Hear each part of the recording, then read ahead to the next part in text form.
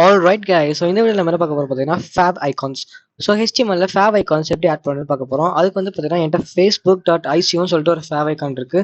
So இதை தான் வந்து பார்த்தீங்கன்னா என்னோட favicon நான் வைக்க போறேன். அதுக்கு முன்னாடி உங்களுக்கு favicon என்னன்னு தெரிஞ்சிருக்கணும். ஸோ favicon ஒன்றுமே இல்லைங்க, நம்ம வெப்சைட்டோட டைட்டில் இருக்கு இல்லையா.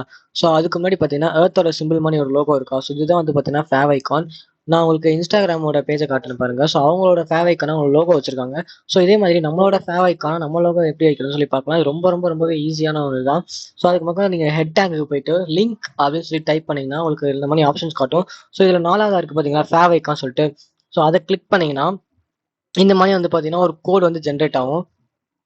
ஸோ இதில் வந்து பார்த்தீங்கன்னா நிறைய ஆட்ரிபியூட்ஸ் இருக்குதை நீங்கள் பார்க்கலாம். ஸோ அதெல்லாம் வந்து பார்த்தீங்கன்னா இம்பார்ட்டன்ட் கிடையாது. அதில் வந்து பார்த்தீங்கன்னா ஹெச்எம் சொல்லிட்டு ஒரு ஆட்ரிபியூட் இருக்கு இல்லையா. ஸோ இது வந்து பார்த்தீங்கன்னா ரொம்ப இம்பார்ட்டன்ட். ஸோ இங்கே தான் வந்து நம்ம பார்த்தீங்கன்னா நம்ம ஃபேவ் ஐசிஓ ஃபைல் இருக்கு இல்லையா. ஸோ அதோட பேத்தை வந்து நம்ம இங்கே தான் கொடுப்போம். ஸோ ஆட்டோமேட்டிக்காக வந்து பார்த்தீங்கன்னா நம்மளோட ஃபேவ் ஐக்கான் வந்து சேஞ்ச் ஆயிடும். ஸோ இப்போ நான் வந்து பார்த்தீங்கன்னா facebook.icoன்னு சொல்லிட்டு நம்ம ஃபைலோடைய பேத்தை வந்து கொடுக்குறேன். ஸோ இங்கே பார்த்தீங்கன்னா தெரியும் ஆட்டோமேட்டிக்காக நம்ம வெப்சைட்டோட ஃபேவ் ஐக்கான் வந்து பார்த்தீங்கன்னா சேஞ்ச் ஆயிடுச்சு. ஸோ அவ்வளோதாங்க, ரொம்பவே ஈஸி தான். அவ்வளோதாங்க, இந்த வீடியோவில் ஃபேவ் ஐக்கான்ஸ் பற்றி ஃபுல்லாக பார்த்துட்டோம். ஸோ இந்த வீடியோ உங்களுக்கு பிடிச்சிருந்தா லைக் பண்ணுங்க, மறக்காம நம்ம சேனலை சப்ஸ்கிரைப் பண்ணுங்க.